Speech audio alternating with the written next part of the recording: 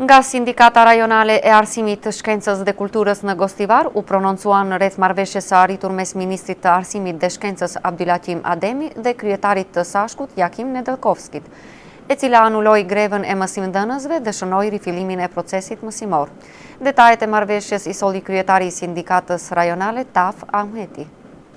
Këshilli i Sindikatës për Arsim, Shkencë dhe Kulturë mori vendim për ndërprerje të grevës mbrëm në një seancë të jashtëzakonshme, duke vlerësuar se marrëveshja e arritur me ministritë dikasteriale pas kërkesave të tyre, të cilat ishin shkak për grevën e përgjithshme, paraqesin kompromis të pranueshëm. 7 janë gjithsejt pikat që përmban marrëveshja e arritur mes ministrit të Arsimit dhe Shkencës Abdylatim Ademi dhe kryetarit të Sashkut Jakim Nedelkovski, e cila anuloi grevën e mësimdhënësve dhe shënoi rifillimin e procesit mësimor, njofton Taf Ahmeti, kryetari i Sashkut në regionin e Gostivarit.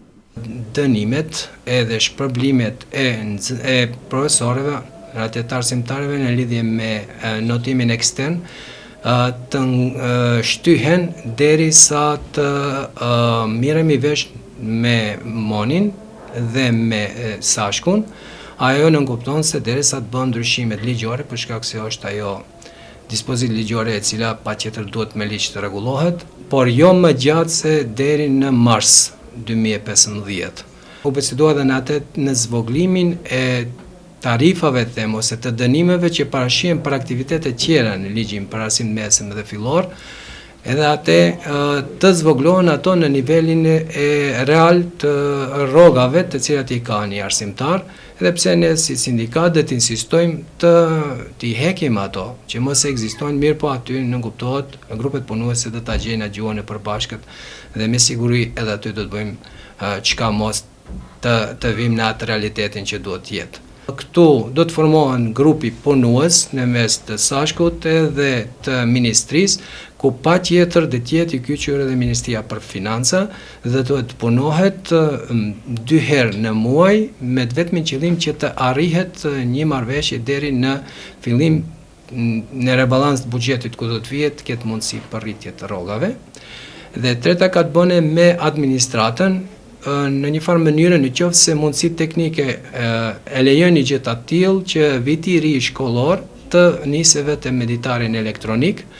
ndërsa deri sa të arrihet kjo të mbahen të 2 ditaret mirë po me thjeshtësime të mëdha, domethënë ti përfshihen vetëm ato personale, mendoj ato do t'i mbajnë ato të dhënat personale të nxënësve dhe të orëve.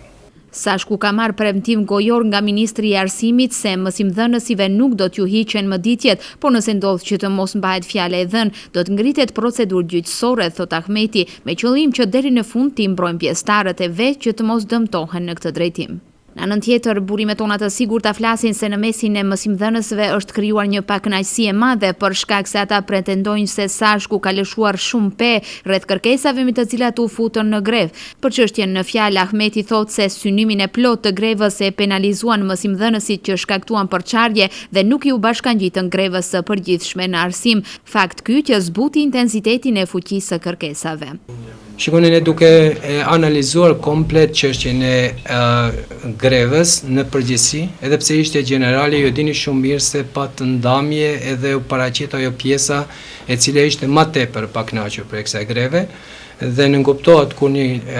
grevë generale ndahet me vetëm një pjesë, dihet se sa janë edhe fuqitë për bisedim me palën tjetër, me palën me ministrin. Kjo nënkupton se tash këtu te kjo në përgjithësi të antarësia jonë involvohen edhe personat atil të cilat kanë ndonjë bindje tjetër partijake ose janë ndonjë bindje ndoshta ka prit edhe shumë më tepër, është gjë normale dhe kryesorja është ajo pika kryesore që ne duheshte dënimet të ndërpriten për shkak se prej këtij muaji veç drejtorat kishin urdhër për të zbatuar dënimet nga notimi ekstern. Ajo u arrit që të shtyhet për mëtutje dhe kjo është ajo e para që ne duhet ta nxjerrim, se ju dini shumë mirë se pjesa jonë ishte më tepër dëmtuar në këtë drejtim. Me që vendimi për ndërprerje të grevës në mes të Sashkut dhe Ministrit të Arsimit është sjellur mbrëm në orët e vona, shumë nxënës nga panjohuria për një gjë të tillë sot kanë munguar në shkollë. Taf Ahmeti u bëri thirrje nxënësive që nga dita e nesërme, pra e ejte, të vijojnë procesin e rregullt edukativo arsimor, ashtu siç dëshironin ata, pra me profesorët e tyre.